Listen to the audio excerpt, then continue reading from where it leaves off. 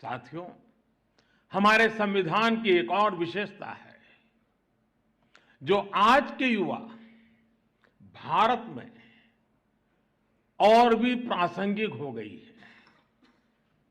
हमारे संविधान निर्माताओं ने हमें एक ऐसा संविधान दिया है जो ओपन है, फ्यूचरिस्टिक है और अपने आधुनिक विजन के लिए जाना जाता है। इसलिए स्वाभाविक तौर पर हमारे संविधान की स्पिरिट यूथ सेंट्रिक है। आज स्पोर्ट्स हो या स्टार्टअप्स, इंफॉर्मेशन टेक्नोलॉजी हो या डिजिटल पेमेंट्स, भारत के विकास के हर आयाम में युवा शक्ति अपना परचम लहरा रही है। हमारे संविधान और संस्थाओं के भविष्य की जिम्मेदारी भी हमारे इन युवाओं के कंधों पर ही है। इसलिए आज संविधान दिवस पर मैं सरकार की व्यवस्थाओं से, देश की न्यायपालिका से एक आग्रह भी करूंगा।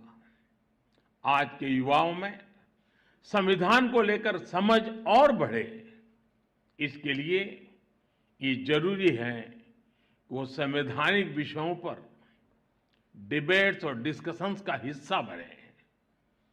जब हमारा संविधान बना तब देश के सामने क्या परिस्थितियां थी, संविधान सभा की बहसों में उस समय क्या हुआ था, हमारे युवाओं को इन सब विषयों की जानकारी होनी चाहिए। इससे उनके संविधान को लेकर दिलचस्पी और बढ़ेगी। इससे युवाओं में इक्वालिटी और एम्पावरमेंट जैसे विषयों को समझने का विजन पैदा होगा।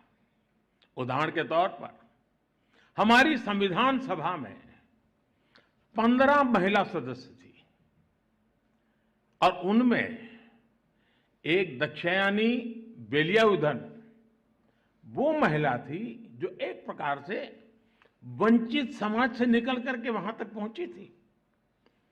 उन्होंने दलितों, मजदूरों से जुड़े कई विषयों पर महत्वपूर्ण इंटरवेंशंस किए।